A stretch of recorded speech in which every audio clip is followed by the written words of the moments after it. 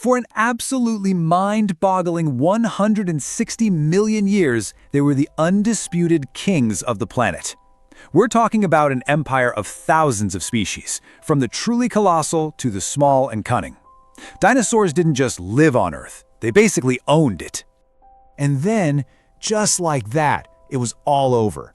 I mean, think about that. A reign that stretched on for eons, this incredible dynasty of giants, was completely wiped off the face of the Earth in a single catastrophic day.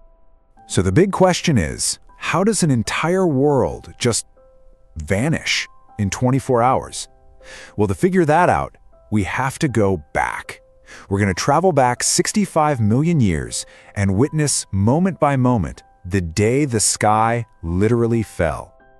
Okay, so picture this. Earth, 65 million years ago, was pretty much a paradise. It was this warm, humid planet totally covered in lush, green forests. And hiding in the shadows of these giant dinosaurs were our earliest ancestors. Little, mouse-like mammals, just trying to stay out of the way, biding their time. But here's the crazy part. The fate of this entire world, it had already been sealed.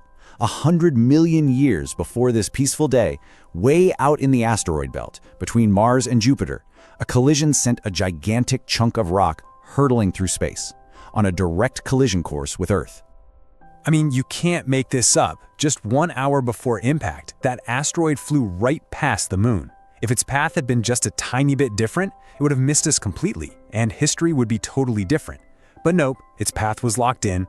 This thing, bigger than Mount Everest, crossed the entire Atlantic Ocean in just 4 minutes before its final terrifying plunge. And while it was just cruising through the void of space, this 2 trillion metric ton behemoth was already moving at a staggering 22,000 miles per hour. But the moment it hit Earth's gravity, it accelerated like you wouldn't believe. It tore into our atmosphere as a blinding fireball, screaming toward the ground at over 70,000 kilometers per hour. In those last few seconds, the light it gave off was so incredibly intense that for the creatures on the ground, their own bodies appeared transparent.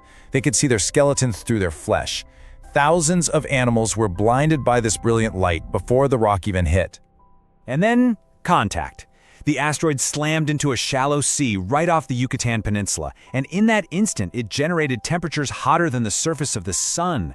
We're talking 35,000 degrees Celsius. To try and wrap your head around that kind of energy, the blast was like setting off 10 hydrogen bombs all at once. That's a force that doesn't just destroy a world, it completely remakes it. The devastation at ground zero was immediate and absolute. Everything within a 1,500-kilometer radius, gone, just incinerated.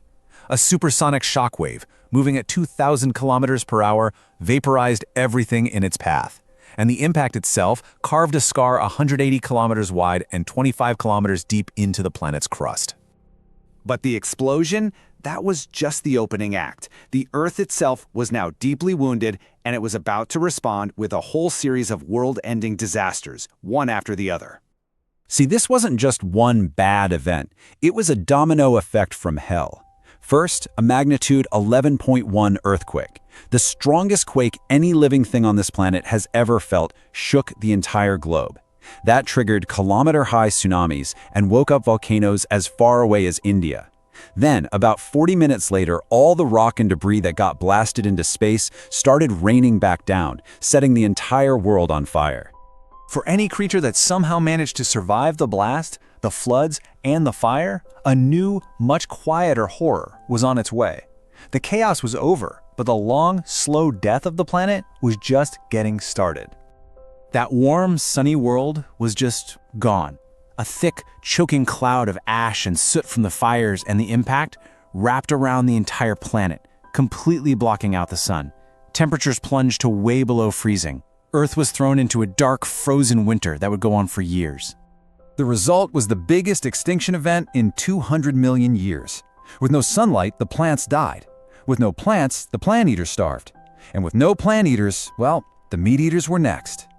In the end, a staggering 90% of all species on Earth were completely wiped out. So, who actually made it through all this?